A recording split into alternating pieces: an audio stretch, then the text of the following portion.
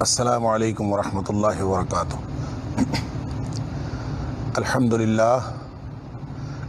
للہ وکفا وسلام علی عبادہ الذین اصطفیٰ، اشہد ان لا الہ الا اللہ وحدہ لا شریک لہ واشہد ان محمدا عبدہ ورسولہ صلی اللہ علیہ وآلہ وسلم۔ اللہم صلی علی محمد وعلی آل محمد کما صلیت علی ابراہیم وعلی آل ابراہیم انک حمید مجید۔ اللہم بارک علی محمد وعلی آل محمد کما بارکت علی ابراہیم وعلی آل ابراہیم انک حمید مجید۔ اما بعد فاعوذ باللہ السمیع العلیم من الشیطان الرجیم من ہمزہ ونفخہ ونفثہ۔ بسم اللہ الرحمن الرحیم۔ قالت لهم رسلهم إن نحن إلا بشر مثلكم ولكن الله يمن على من يشاء من عباده وما كان لنا أن نأتيكم بسلطان إلا بإذن الله وعلى الله فليتوكل المؤمنون۔ ان کے رسولوں نے ان سے کہا کہ ٹھیک ہے، إن نحن إلا بشر مثلكم، ہیں تو ہم تمہارے جیسے بشر ہی، ان نحن نہیں ہیں ہم، الا مگر، بشر مثلکم تمہارے جیسے بشر، ولکن اللہ اور لیکن اللہ نے، یمن علی من یشاء اللہ احسان کرتا ہے جس پر وہ چاہتا ہے، من عبادہ اپنے بندوں پر، وما کان لنا اور نہیں ہے ہمارے لائق یہ بات یا ممکن ہمارے لیے، ان ناتیکم کہ ہم لائیں تمہارے پاس بسلطان کوئی دلیل یا کوئی معجزہ، الا باذن اللہ سوائے اللہ کے حکم سے، وعلی اللہ اور اللہ ہی پر فلیتوکل المؤمنون اہل ایمان کو بھروسہ کرنا چاہیے۔ آیت نمبر 11 ہے سورہ ابراہیم کی۔ یہاں سے اللہ کے فضل اور اس کی توفیق سے آج کے سبق کا آغاز ہو رہا ہے۔ جیسا کہ آپ کو معلوم ہے کہ سورہ ابراہیم، اس کے مضامین کو سمجھنے کے لیے ہم نے 4 یا 5 حصوں میں تقسیم کیا تھا۔ آیت نمبر 1 سے 4 تک نزول قرآن کا مقصد بیان ہوا ہے، اور آیت نمبر 5 سے 17 تک اللہ نے ایام اللہ یعنی کا جو تاریخی حوالہ ہے وہ یہاں پہ بیان فرمایا ہے۔ اور ایام اللہ کیا ہے اس کے بارے میں بڑی تفصیل سے گفتگو ہو گئی تھی کہ شکر اور کفر کی 2 کردار ہیں، شکر اور کفر کے 2 نظریے ہیں، 2 کردار ہیں۔ ان 2 متضاد کرداروں کی اور ان 2 متضاد نظریات کی جو کشمکش کی تاریخ ہے اس کا نام ایام اللہ ہے۔ اور آیت نمبر 5 سے لے کر آیت نمبر 8 تک حضرت موسیٰ علیہ السلام کا خصوصیت کے ساتھ ذکر ہے، اور پھر سارے انبیاء کا کلیکٹیولی اجتماعی طور پر ذکر ہے آیت نمبر 17 تک۔ اور یہاں پہ اللہ تعالیٰ نے ایک بات واضح فرمائی ہے کہ زمانے مختلف ہیں، اوقات اور علاقے مختلف ہیں ان سارے انبیاء اور رسول کے، لیکن ان سب کا مشترکہ بیان یہاں پہ ایام اللہ کی تاریخ میں، یعنی سابقہ اقوام کی تاریخ میں جو جزا اور سزا کی تاریخ ہے، اہل ایمان کو اور انبیاء کو اللہ نے جزا دی، دنیا میں بھی اللہ نے ان کو کامیابیاں دیں، اور اخروی طور پر بھی وہ لوگ اللہ سے جزا کے مستحق ٹھہرے۔ اور جو لوگ کفر کے رویے پر تھے اور جنہوں نے استکبار اور انکار کا رویہ اپنایا انبیاء کے مقابلے میں، وہ لوگ دنیا میں بھی ذلیل و خوار ہوئے۔ اور پھر ان میں سے چند اقوام کی تباہی کی داستان قرآن بار بار سناتا ہے، جس میں قوم عاد ہے، قوم سمود ہے، نوح علیہ السلام کی قوم ہے، اسی طرح جو فرعونیوں کی قوم ہے، اور اللہ تعالیٰ ان کی قوم، اسی طرح قوم لوط ہے۔ ان کی تباہی و بربادی کی داستان سنانے کے ساتھ ساتھ اللہ تعالیٰ بتاتا ہے کہ جو انبیاء تھے اور ان کے جو ساتھ اہل ایمان تھے ان کو اللہ تعالیٰ نے بچا لیا۔ یہ ہے ہر علاقے کی اور ہر یعنی زمانے کی تاریخ، اس کو یہاں اللہ تعالیٰ کلیکٹیولی بحیثیت مجموعی انبیاء کو بطور کل کے لے کر، رسولہم یعنی ہر دور کے نبیوں کی بات کر لیں تو حالات ایک جیسے ہیں، بتانا یہ مقصود ہے، واضح کرنا یہ مقصود ہے کہ نقطہ نظر بھی اور بنیادی نقطۂ دعوت بھی اور بنیادی کردار بھی ہر دور کے انبیاء کا ایک ہی رہا، ان الدین عند اللہ الاسلام، جیسے اللہ فرماتا ہے کہ اصل دین تو اسلام ہی ہے۔ حضرت آدم علیہ السلام سے لے کر نبی اکرم محمد کریم صلی اللہ علیہ وآلہ وسلم تک ہر نبی کا جو دعوت کا بنیادی نقطہ تھا اور مرکزی نقطہ تھا وہ توحید تھا، اور ان کا جو کردار تھا وہ شکر کا کردار تھا، جس کو اللہ تعالیٰ شکر اور کفر کے رویوں میں یہ جو کشمکش کی تاریخ ہے اس کے طور پر اللہ تعالیٰ بحیثیت مجموعی بیان فرماتا ہے۔ اب ہر دور کے نبی اپنی اپنی جگہ پر ہیں، ہر دور کے حالات اور طرح کے ہیں، لیکن مشترکہ دعوت ایک جیسی ہے، معاندین نبوت کا رویہ ایک جیسا ہے۔ اب یہ وہ ساری بات ہے جو ہم پیچھے سے پڑھ رہے ہیں، اور یہاں اسی بات کا تسلسل ہے کہ ہر دور کے جو معاندین نبوت تھے وہ ایک اعتراض کرتے تھے، اور وہ یہ کہتے تھے، یہ پچھلی آیت نمبر 10 کے اندر ہم دیکھ چکے، قالوا ان انتم الا بشر مثلنا، کہ تم تو ہمارے جیسے بشر ہو، یہ اعتراض کرتے تھے۔ یہ ہر دور کے لوگوں نے اعتراض کیا۔ نہیں، نبیوں کے اوپر جو اعتراض ہر دور میں ہوا ہے اور ہر نبی پر ہوا ہے وہ یہی ہوا ہے کہ تم ہمارے جیسے بشر ہو، اور تمہیں تو گویا کوئی فرشتہ ہونا چاہیے تھا، اور تمہیں تو کوئی ایسی مخلوق ہونا چاہیے تھا جو ہم سے بالاتر مخلوق ہوتی۔ اس کا جواب اللہ تعالیٰ نے، اس سوال کا اور اس اعتراض کا اور اس اشکال کا جواب اللہ تعالیٰ نے مختلف مواقع پر مختلف طرح سے دیا ہے۔ لیکن جو مثال کے طور پر اللہ تعالیٰ نے جو سورہ بنی اسرائیل کے اندر جواب دیا اور فرمایا کہ ہاں یہ ہم اس میں زمین میں فرشتہ ہی نازل کرتے اگر زمین میں فرشتوں کی ہدایت مقصود ہوتی، زمین میں اگر فرشتے رہتے ہوتے اور فرشتوں کی ہدایت مقصود ہوتی تو ہم واقعتاً زمین میں فرشتہ نازل کرتے۔ چونکہ دنیا میں زمین پر انسان رہتے تھے، بشر رہتے تھے، اور ان کی ہدایت مقصود تھی، اس لیے اللہ تعالیٰ نے بشر ہی بھیجا۔ اب یہاں پہ وہ تو اعتراض کے طور پر قالوا ان انتم الا بشر مثلنا، وہ تو اعتراض کر رہے ہیں کہ تم نہیں ہو سوائے اس کے کہ ہمارے جیسے بشر ہو، تريدون ان تصدونا عما كان يعبد آباؤنا، تم تو اس چیز سے ہمیں روک رہے ہو جس کی بندگی ہمارے آباء و اجداد کرتے رہے، اس سے روکنے کے لیے تم اٹھ کھڑے ہوئے ہو، اور تمہارا اور کوئی دعویٰ نہیں ہے۔ تم اگر آسمانی نبی ہوتے، اگر تم الہامی نبی ہوتے تو تم بشر نہ ہوتے، کوئی اور مخلوق ہوتے۔ اس کے جواب میں اب دیکھیں اللہ فرما رہا ہے قالت لہم رسولہم، سارے رسولوں نے کہا، اور یہ مشترکہ طور پر گویا ان کے اشکال کا جواب ہے کہ ہاں ان نحن الا بشر مثلکم، دیکھنے میں ظاہری طور پر اور احتیاج کے اعتبار سے، بیٹھنے اٹھنے کے اعتبار سے، پیدا ہونے کے اعتبار سے، رہن سہن کے اعتبار سے، ہاں ہم تمہیں میں سے ہیں، ہم بشر ہیں۔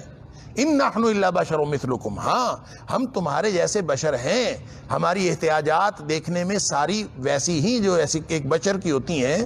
لیکن فرق کیا ہے؟ فرق یہ ہے جیسے سورہ کہف کی آخری آیت میں اللہ تعالیٰ نے فرمایا قل انما انا بشر مثلکم یوحی الی، کہ ہاں میں ظاہری طور پر اور نسل کے اعتبار سے میں عالم بشریت میں سے ہوں، لیکن بشر ایسا جس پر اللہ کا کرم ہو جائے، اللہ کا خاص احسان ہو جائے کہ یوحی الی، میرے اوپر اللہ کی طرف سے وحی آتی ہے۔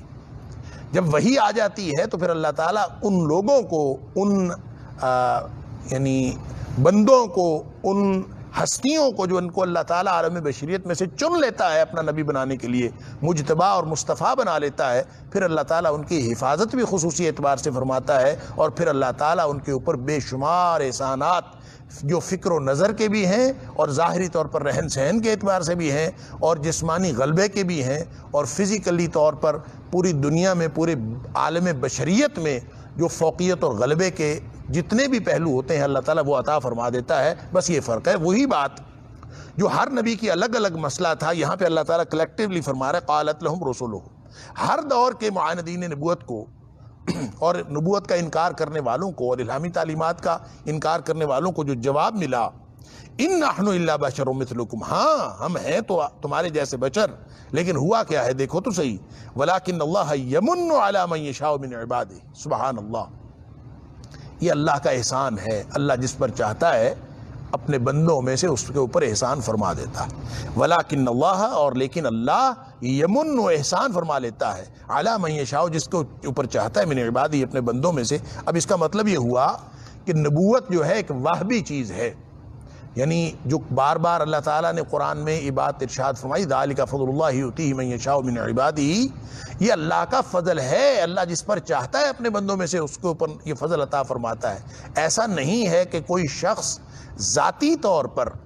یہ نبوت کا منصب حاصل کر لے۔ نبوت ایک وہبی چیز ہے، اللہ کی طرف سے عطا ہے۔ نبی اللہ کے برگزیدہ اور اللہ کے چنیدہ اور اللہ کے مصطفیٰ اور مجتبی ہوتے ہیں، اور اللہ کی چنی ہوئی ہستیاں ہوتی ہیں۔ کسی شخص کو، کسی عام انسان کو یہ صلاحیت ہی نہیں دی گئی کہ وہ ذاتی طور پر محنت کر کے، جتنی مرضی کوئی شخص محنت کرتا رہے، ایک عام آدمی جس کے اوپر اللہ نے وحی نازل نہیں کی، جس کو اللہ نے چنیدہ نہیں بنایا، جس کو اللہ نے برگزیدہ نہیں بنایا، جس کو اللہ نے نبی اور رسول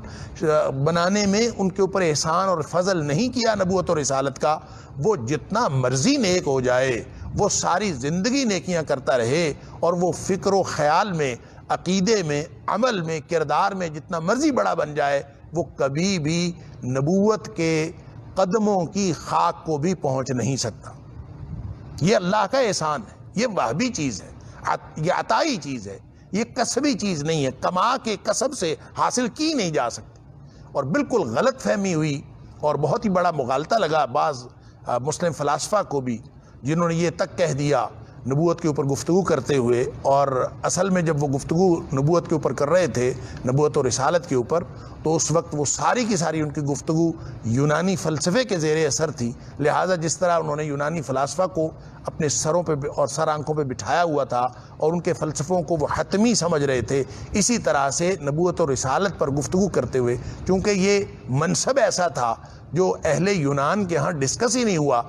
اس منصب کو اور جو خالص اسلام کے مسائل تھے ان کو ڈسکس کرتے ہوئے جب انہوں نے اینک یونانی فلسفے کی لگائی ہوئی تھی، تو بہت سارے تو نہیں کہنا چاہیے، بعض فلاسفہ کو یہ غلط فہمی ہوئی ہے، یہ مغالطہ لگا ہے کہ انسان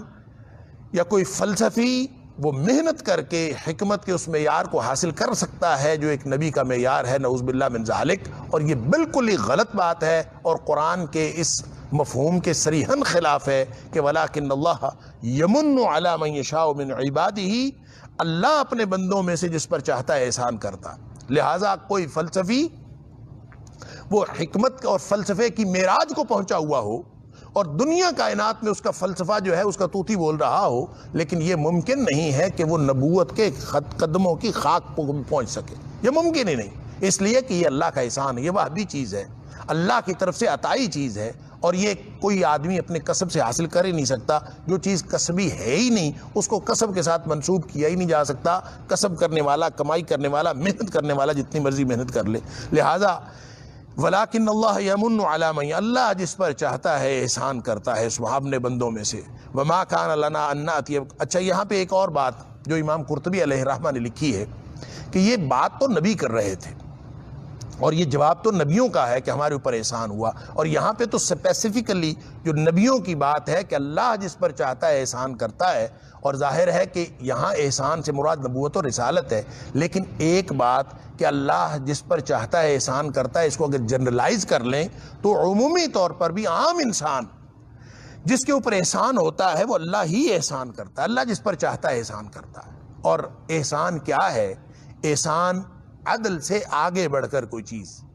عدل وہ انعام جو کارکردگی کی بنیاد پر ملتا ہے، جو کسی استحقاق کی بنیاد پر ملتا ہے، وہ انعام، وہ نعمت،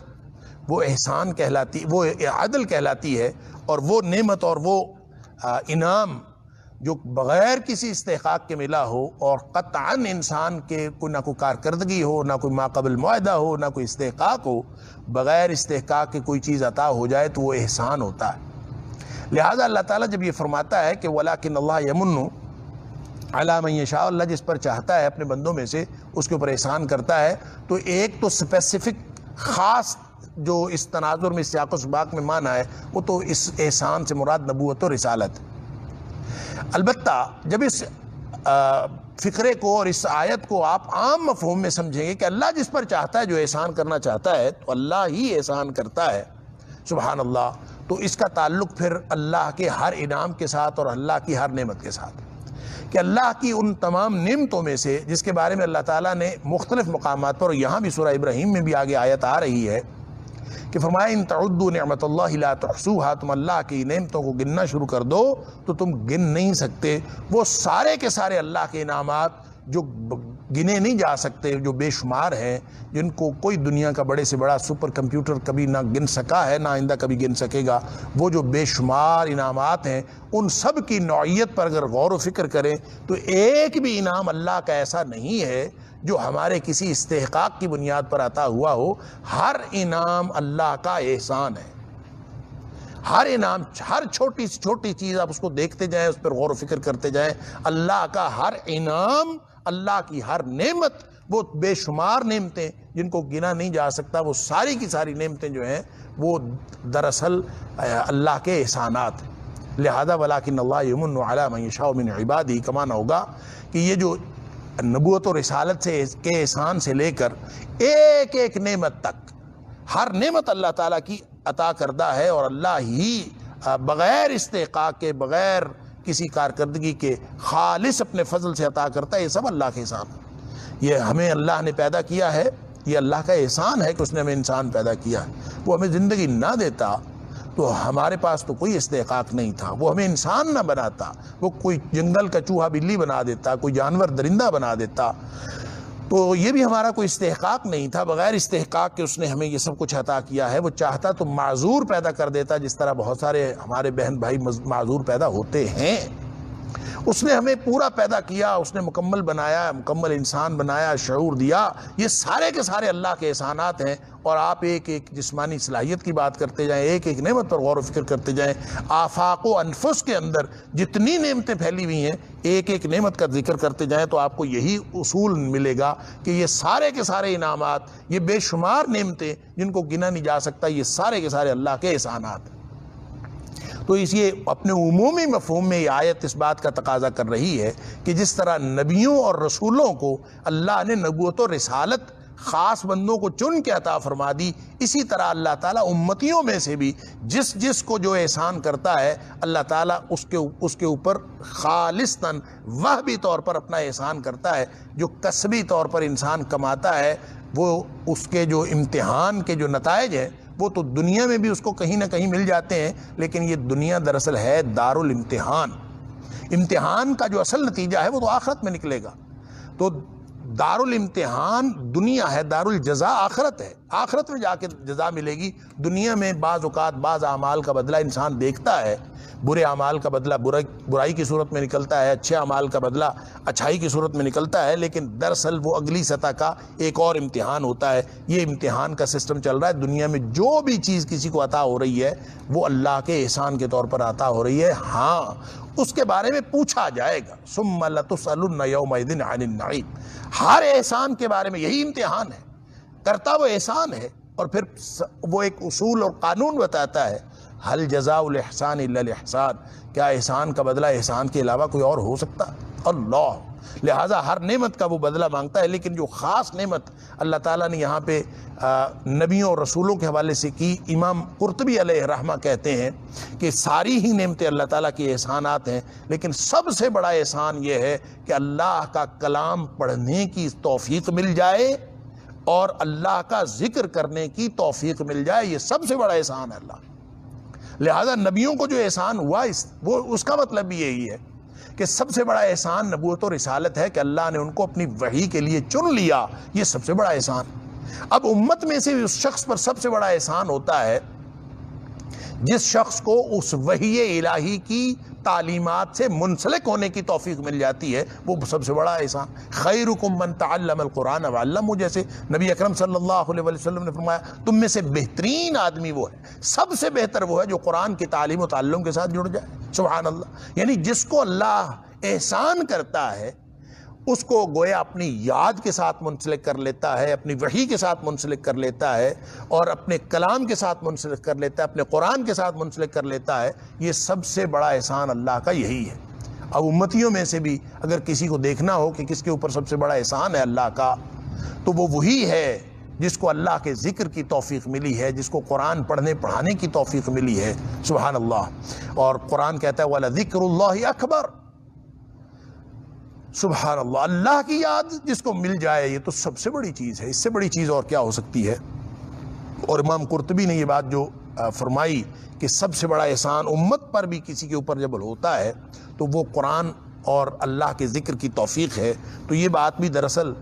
قرآن پاک کی روشنی میں اور احادیث کی روشنی میں ہی انہوں نے کہی۔ ایک حدیث کے اندر آتا ہے، یہ حدیث امام طبرانی میں بھی اپنی کتاب الدعاء کے اندر بھی یہ روایت کی ہے، اور اسی طرح امام بہقی نے بھی اپنے سنن کے اندر یہ حدیث وہ لائے ہیں کہ ما من یوم ولا لیلۃ الا وللہ عز وجل من، کہ اللہ تعالیٰ صبح و شام کی کوئی گھڑی ایسی نہیں ہے جب اللہ تعالیٰ لوگوں کے اوپر احسان نہ کر رہا، ہر وقت اللہ کے احسانات کا سلسلہ جاری۔ جیسے فرمایا ان تعدوا نعمت اللہ لا تحصوها، قرآن کہتا ہے کہ تم اللہ کے انعامات کو گننا شروع کر دو تو تم گن نہیں سکتے۔ تو اسی طرح نبی اکرم صلی اللہ علیہ وسلم گویا اسی کی وضاحت فرما رہے ہیں کہ جتنے بھی رات اور دن کی گھڑیاں ہیں، ما من یوم ولا لیلہ، کوئی رات اور کوئی دن ایسا نہیں ہے، الا وللہ عز وجل من، اللہ کے ہاں ایک احسان ہے، من احسان ہے، یمن بہ عبادہ وصدقۃ، اور اللہ تعالیٰ اپنے بندوں کے اوپر وہ احسان کر رہا ہوتا ہے صبح و شام۔ اللہ اکبر۔ وما من اللہ علی احد من عبادہ افضل من ان یلہمہ ذکرہ، سبحان اللہ۔ فرمایا کہ سب سے بڑا اور سب سے افضل کوئی احسان جو اللہ تعالیٰ کسی اپنے بندے پر کرتا ہے وہ یہ کہ اللہ تعالیٰ اس کو اپنا ذکر الہام کر دیتا ہے۔ جس کو اللہ کی یاد الہام ہو جائے، یعنی اس کا دل دماغ اللہ کی یاد کی طرف لگ پڑے، اس سے بڑا احسان اور کیا ہو سکتا ہے؟ سبحان اللہ۔ یہ سب سے بڑا فضل ہے۔ لوگ جو ہیں وہ مال کو بھی فضل کہتے ہیں۔ لوگوں کا خیال یہ ہے کہ جو شخص امیر ہو جائے، جس کے پاس دنیاوی طور پر غلبہ آ جائے، اقتدار آ جائے، مال و دولت آ جائے، بچے آ جائیں، اولاد مل جائے، بیٹے مل جائے، اور اس کی دنیاوی خوشحالی مل جائے، اس کے اوپر بڑا اللہ کا احسان۔ یہ بھی اللہ کے احسان کی ایک شکل ہے، اس کے بارے میں بھی پوچھا جائے گا۔ ہر طرح کی مادی نعمتوں کے بارے میں بھی سوال ہوگا، یہ بھی اللہ کے احسانات ہیں۔ لیکن سب سے بڑا احسان وہ کیا ہے؟ وہ قرآن بھی کہتا ہے وَلَذِكْرُ اللَّهِ اکبر، سب سے بڑا احسان اللہ کی یاد ہے۔ اللہ کی یاد جس کو مل جائے، اللہ کا ذکر مل جائے۔ اور یہاں نبی اکرم صلی اللہ علیہ وسلم بھی فرما رہے ہیں کہ ما من یوم ولا لیلۃ الا وللہ عز وجل من یمن بہ عبادہ، کہ اللہ تعالیٰ احسان کرتا رہتا ہے دن رات ہر شخص پر۔ وما من اللہ علی احد من عبادہ افضل من ان یلہمہ ذکرہ، اس سے افضل اور کوئی احسان کسی کے اوپر نہیں ہوتا کہ اللہ تعالیٰ کسی کو اپنا ذکر الہام کر دے، القاء کر دے۔ سبحان اللہ۔ اسی کی روشنی میں گویا امام قرطبی علیہ الرحمہ نے کہا کہ سب سے بڑا احسان جو ہے وہ تلاوت قرآن اور ذکر ہے۔ تو انبیاء نے یہ بات، ہر دور کے نبیوں نے معاندین نبوت کو یہ جواب دیا کہ وَلَٰكِنَّ اللَّهَ يَمُنُّ عَلَىٰ مَن يَشَاءُ مِنْ عِبَادِهِ، دیکھو اِن نَحْنُ إِلَّا بَشَرٌ مِثْلُكُمْ، ہیں تو ہم عالم بشریت میں سے، لیکن ہمارے اوپر اللہ کا احسان ہوا ہے، ہم چنیدہ اور برگزیدہ بنا لیے گئے ہیں۔ اور وہ احسان کیا ہے؟ وہ نبوت اور رسالت کی صورت میں اللہ نے ہمیں عطا کر دیا ہے۔ وَمَا كَانَ لَنَا أَن نَّأْتِيَكُم بِسُلْطَانٍ إِلَّا بِإِذْنِ اللَّهِ، اور ہمارے لیے بات یہ ممکن نہیں ہے، ہمارے لائق نہیں ہے۔ وَمَا كَانَ لَنَا، ہم یہ کیسے کر سکتے ہیں؟ ان یہ کہ نَّأْتِيَكُم بِسُلْطَانٍ إِلَّا بِإِذْنِ اللَّهِ، کہ وہ جو معجزہ تم مانگ رہے ہو وہ ہم لے آئیں تمہارے پاس، یہ ہمارے پاس اس بات کی کوئی صلاحیت استطاعت نہیں ہے، ہم ایسا نہیں کر سکتے الا باذن اللہ، ہاں اللہ کے اذن سے کر سکتے ہیں، اللہ کے حکم سے کر سکتے ہیں، اللہ کی توفیق سے کر سکتے ہیں۔ سبحان اللہ۔ اب یہ سلطان وہ ہے جو پچھلی آیت میں، آیت نمبر 10 میں انہوں نے جو مطالبہ کرتے تھے ہر دور کے، فَأْتُونَا بِسُلْطَانٍ مُبِينٍ، کہ کھلا غلبہ دکھاؤ، کھلی دلیل دکھاؤ۔ سلطان کا مطلب غلبہ بھی ہوتا ہے، سلطان کا مطلب دلیل بھی ہوتا ہے، سلطان کا مطلب حجت بھی ہوتا ہے، برہان بھی ہوتا ہے، ثبوت ہوتا ہے، سند ہوتا ہے، قدرت ہوتا ہے، غلبہ ہوتا ہے، طاقت ہوتا ہے، یہ سارے اس کے معنی ہیں سلطان کے۔ لیکن یہاں سلطان مبین سے مراد حجت بینہ، کہ ہمیں واضح دلیل دکھاؤ، یعنی اس سے مراد معجزہ مانگتے تھے، کوئی حصی معجزہ دکھاؤ تاکہ ہم دیکھیں جو خارق عادت قسم کا معجزہ ہو، جو طبی قوانین ہیں جو زمین و آسمان میں چل رہے ہیں، ان قوانین سے ہٹ کر کوئی انہونی دکھاؤ جس سے ہمیں پتہ چلے کہ تم نبی ہو۔ تو نبیوں نے ہمیشہ یہ کہا کہ یہ معجزہ دکھانا ہمارا کام نہیں ہے، ہم دکھا سکتے ہی نہیں ہیں۔ وما کان لنا ان ناتیکم بسلطان، ہم کوئی دلیل کوئی معجزہ لے کے آئیں یہ ہمارے ذمے ہی نہیں ہے، الا باذن اللہ، سوائے اس کے کہ اللہ کے حکم سے آتا ہے۔ لہٰذا نبی چونکہ اللہ کی وحی اور اللہ تعالیٰ کی قدرت سے اور اللہ تعالیٰ کی وحی کی اتباع میں اور اللہ تعالیٰ کے احسان سے نبی بنا ہوتا ہے، لہٰذا وہ اپنی ہر صلاحیت کو اور اپنی ہر طاقت کو وہ اللہ ہی کی طرف منسوب کرتا۔ ساتھ فرمایا وعلی اللہ فلیتوکل المؤمنون، اللہ ہی پر توکل کرنا چاہیے اہل ایمان کو۔ اب یہاں پہ یہ جو وعلی اللہ فلیتوکل المؤمنون ہے کہ اللہ ہی پر توکل کرنا چاہیے، یہاں پہ ایک المؤمنون کون ہے اور دوسرا توکل سے یہاں کیا مراد ہے، یہاں پہ دو مختلف مفاہیم سمجھ میں آ سکتے ہیں اور دونوں کا احتمال ہے اور دونوں ہی اپنی اپنی جگہ پہ درست ہو سکتے ہیں۔ ایک تو یہ ہے کہ یہ جو اہل نبوت ہیں، جو نبی ہیں، جو رسول ہیں، یہ فرما رہے ہیں کہ وعلی اللہ فلیتوکل المؤمنون، ان کا کلام ہے کہ اللہ ہی پر توکل کرنا چاہیے، اور وہ یہ کہہ رہے ہیں کہ تم جو معجزہ مانگ رہے ہو ہم وہ معجزہ نہیں دکھا سکتے، ہم گویا اہل ایمان میں سے ہیں اور ہمارا بھروسہ اللہ پر ہے، تم مانو یا نہ مانو ہمارا بھروسہ اللہ پر ہے۔ ایک تو اس کلام کا رخ نبیوں کی طرف ہو سکتا ہے، لہذا یہاں جو لفظ مومنون کا استعمال ہوا ہے، اس سے مراد یہ نہیں ہے کہ صرف جو نبیوں پر ایمان لانے والے ہوتے ہیں صرف وہ مومن ہیں، ان کے ساتھ ہی مومن ہوتے ہیں، بلکہ افضل درجے کا اور سب سے اعلیٰ درجے کا ایمان تو نبیوں کا اپنا ہوتا ہے۔ جیسے حضرت ابراہیم علیہ السلام سے اللہ تعالیٰ نے پوچھا تھا وَلَمْ تُؤْمِنْ، تو ایمان نہیں رکھتا؟ تو ابراہیم علیہ السلام نے کہا بلا کیوں نہیں، میں تو ایمان تو رکھتا ہوں۔ تو گویا نبی جو ہیں وہ ایمان کے اعتبار سے سب سے اعلیٰ اور افضل جو ہے نبی ہوتے ہیں، لہٰذا مومنون سے مراد نبی بھی ہو سکتے ہیں، اور انہوں نے گویا اپنی طرف سے یہ کہا کہ ہمارا بھروسہ جو ہے اللہ ہی پر ہے۔ دوسرا یہ ہے کہ دوسرا مفہوم اس کا یہ ہو سکتا ہے، اس کو جب عام اعتبار سے آپ دیکھیں اور عمومی مفہوم دینے کی کوشش کریں تو عمومی مفہوم میں ہر صاحب ایمان جو ہے اس کا بھروسہ اللہ پر ہونا چاہیے، اور اس کو خاص تناظر میں جب اس عمومی مفہوم کو دیکھیں گے تو اس کا معنی یہ ہوگا کہ یہ جو تم معجزہ مانگ رہے ہو ہم سے، اور معجزہ